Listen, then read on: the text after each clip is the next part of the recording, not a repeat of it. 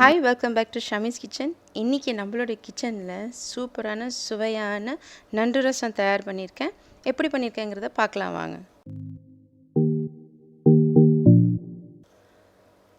பாட் நல்லா சூடானதும் 2லேருந்து 3 table spoon அளவுக்கு நல்லெண்ணெய் ஊற்றிக்குங்க. எண்ணெய் நல்லா சூடானதும் 1/4 டீஸ்பூன் அளவுக்கு கடுகும் சிறுஜீரகமும் ஆட் பண்ணுவோம்.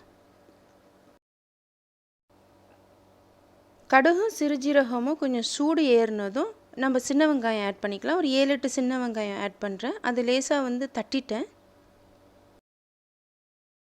வெங்காயம் ஓரளவு நல்லா ரோஸ்ட் ஆனதும் நல்ல ஒரு கைப்பிடி அளவுக்கு கருவேப்பிலை கொடுக்கணும். கொடுத்து நல்ல வாசம் வந்துடும். நான் இன்னொரு ஸ்பெஷல் இன்க்ரீடியன்ட் ஒன்று ரெடி பண்ணேன். அதாவது ஒரு 7-8 பூண்டு, ஒரு 2-3 காஞ்ச மிளகாய் நல்லா நெருப்பில் சுட்டுட்டு, அப்புறம் தேவையான அளவுக்கு உங்கள் காரத்துக்கு தேவையான அளவுக்கு கொஞ்சம் கருப்பு மிளகு, இது 3ஐயுமே நல்லா ஸ்மாஷ் பண்ணிட்டேன். அதுவும் ஒரு நல்ல அரோமா கொடுக்கும், நல்ல டேஸ்ட்டும் கொடுக்கும். எண்ணெய் பத்தலை அப்படின்னு சொன்னால் நீங்கள் தேங்காய் எண்ணெய் இருந்துச்சுன்னா இன்னும் கொஞ்சம் தேங்காய் எண்ணெய் கூட நீங்கள் கலந்துக்கலாம். ரொம்ப அருமையாக இருக்கும். நல்லா ஓரளவு ரோஸ்ட் ஆகி நல்ல அரோமா வந்ததும் ஒரு 1/4 டேபிள் ஸ்பூன் அளவுக்கு மஞ்சள் தூள் ஆட் பண்ணுறேன்.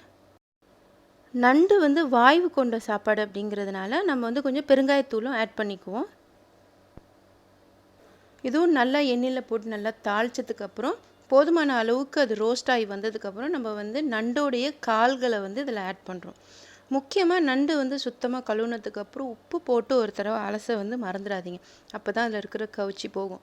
ஸோ அதனால் நல்லா சுத்தமாக அலசிட்டு இப்போ நண்டு ஆட் பண்ணியாச்சு. நண்டோட கால்கள் வேகிற வரைக்கும் நம்ம அதுக்குள்ளே மசாலா ரெடி பண்ணுவோம். 2 தக்காளி பழத்தை ஃபைனாக வெட்டிட்டு நல்லா கொஞ்சம் சுடுதண்ணியில் ஊற போட்டு கொஞ்சம் ஆறுன அப்புறம் நல்லா கையில் மிக்ஸ் பண்ணிக்கோங்க. அதுக்கப்புறம் 1½ டேபிள் ஸ்பூன் ரசப்பொடி ஆட் பண்ணுங்கள். 3/4 டீஸ்பூனுக்கு சிறுஜீரகம், 1 டீஸ்பூன் ஃபுல்லாக பெருஞ்சீரகம்,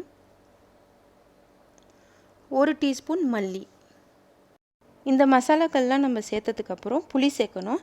ஒரு எலுமிச்சம்பழம் சைஸ் அளவில் புளி எடுத்து நல்லா தண்ணியில் கரைச்சிட்டு நீங்கள் இதை தக்காளியோடு அந்த மசாலாக்களோடு சேர்த்து நல்லா வடிகட்டிட்டு நல்லா மிக்ஸ் பண்ணி வச்சுருங்க. நண்டு ஓரளவு நல்லா பதமாக வந்ததுக்கப்புறம் நம்ம கரைச்சி வச்சுருக்கிற மசாலாவை நம்ம இதில் ஆட் பண்ணிடலாம்.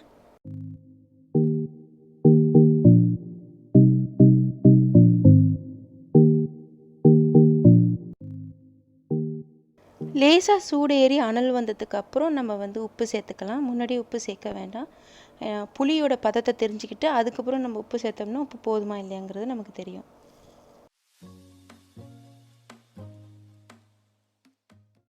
நல்ல ஓரளவு போதுமான கொதி வந்ததும் நல்ல அருமையான வாசமும் அதே மாதிரி நல்ல காரமும் சூப்பரான டேஸ்ட்டாகவும் இருந்தது. இதை நீங்கள் கண்டிப்பாக உங்கள் ஃபேமிலியோட நீங்கள் ட்ரை பண்ணுறீங்க.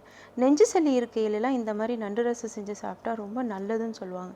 இது நானும் எப்போதுமே எங்கள் வீட்டில் ப்ராக்டிஸ் பண்ணுவேன். இதை நீங்களும் கண்டிப்பாக உங்கள் ஃபேமிலிக்கு செஞ்சு கொடுத்து ஹெல்த்தியாக இருங்க, சந்தோஷமாக இருங்க.